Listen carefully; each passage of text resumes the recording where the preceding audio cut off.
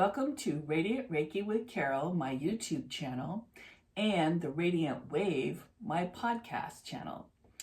I was told by Spirit this week to talk about the importance of listening to your intuition and trusting your intuition.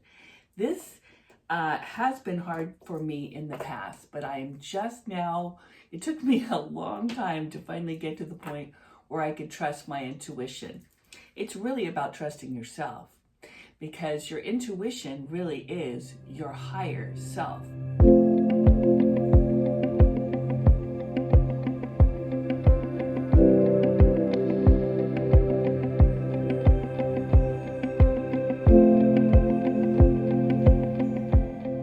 Your higher self is you in spirit. It's right above, your higher self is right here above your crown chakra, and your higher self is you in spirit, and you know why you came to earth.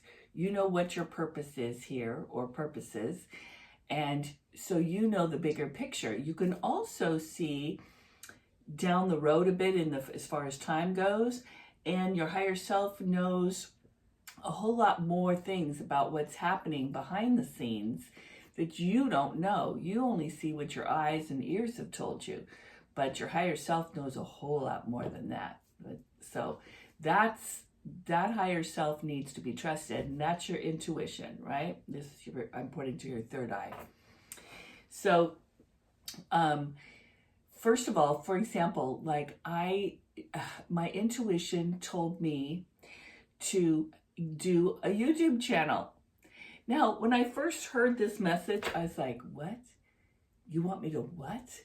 Are you kidding me? I don't know how to do that. What? It just boggled my mind. It really did. And so, but what happened? They placed the right people in my path. I started asking questions, and they placed the right people in my path so that I could understand what to do. And I got help. I have a lot of help with this, right? So, and I enjoy it. I had no idea I would enjoy doing a YouTube channel. That just didn't occur to me, right? So remember, your higher self is you, and they know you really well. They know what you're going to like and what you're not going to like, and what your purpose is. So this was one of my purposes, I guess. Assuming I'm going to trust. There we go. So another time that my intuition told me to do something that my mind couldn't wrap itself around until after a while, I was doing automatic writing, and it told me to, automatic writing is when you are just writing, you just ask Spirit to tell me what you need to know, and then I just start writing, and then the words come out of my pen, that's from Spirit. So Spirit tells me, or Spirit, higher self, same thing. Could be the same thing, I'm not really sure. But in any case, it's a higher knowledge. They told me that I should do these events where I teach people spiritual practices and successful relationships. I've advertised that before on this channel. They told me about that event, that I needed to do that to help people stay married. And I stopped my pen and I looked around the room. No one was there, just me. And I'm thinking to myself, what? I'm not married. I'm divorced, right? Why do you want me to do why am I qualified for this? And then they made me write some more. And they told me I absolutely was qualified to do this. And the reason was because I have had a few relationships, and I see what happens when things don't go right, and what kinds of things can happen when things do go right. And that I'm very authentic, they said, and that's why I'm the right person for this job. And that sometimes people that have been married for a long time don't necessarily, they know a lot, but maybe people who've had a few broken relationships know a little bit more about how to keep it together, how to keep a relationship together. So this came from my higher self. So I'm just trusting. So that's when I started doing those events. right? So I never claimed to be a relationship expert there. I'm just saying I connect with spirit, and spirit tells me a lot of things that they want me to convey to people about staying together. So that's what I do. And I actually enjoy it. See, and my higher self knew that I would, right? So it's good. Listen to that higher self.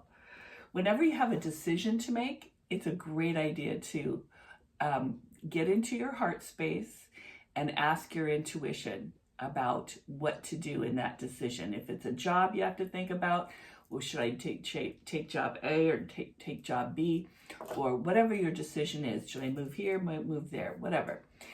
So one way to get into your heart space is to breathe deeply. Take breaths in through the nose and out through the mouth, and do that a few times until you really start feeling relaxed. Another thing that I do is take 2 fingers and I put it in front of my heart chakra, and I have it go counterclockwise to bring the divine down into my heart. So if I can breathe and do this, then all of a sudden now I can feel from my heart space. And then I can ask for number 1, it'll calm you right down. And number 2, it's really a good idea to make a decision when you're calm. When you are uptight, when you are in fear at all, like, oh, if I don't take it, this will happen. That's fear. We don't want that.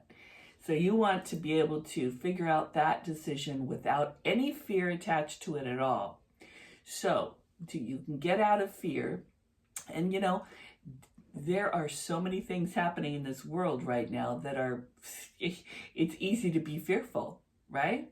So if you find yourself getting fearful, stop watching the news or whatever information is bringing you that it's causing fear, and get into your heart space. And then you'll find the truth there. You'll find the truth for you. What is your truth, right? So when you have a decision, get into your heart space. Get out of your mind. If you only use your mind when you're making decisions or when you're doing anything that's really important in your life to think about, if you're only using your mind, you're limiting yourself. There is so much more that we can find out and we can know if we trust our intuition. Now, for example, if I would have dismissed that idea of doing a YouTube channel, then I probably wouldn't have done it, right?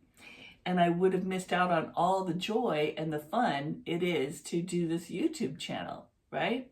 So, and also my purpose. So it's a good idea. So you don't want to dismiss what comes through, even if it sounds crazy.